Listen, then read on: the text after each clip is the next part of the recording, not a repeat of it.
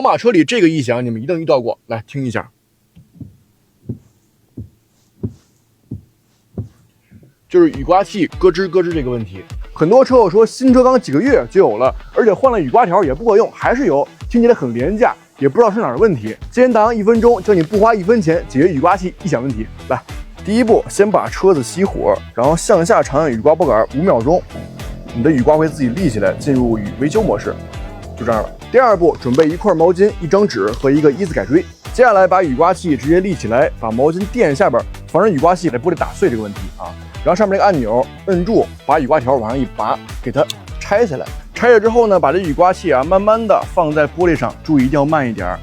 然后用准备好的 A4 纸去测试一下两边的缝隙啊，比如右边你看，咱们一捅，哎，就进来了，对吧？但是左边它会抵住，说明右边这个地方是偏高的，整体是歪的，这样的。正是因为有这个问题，所以刮起来才会有异响和跳动。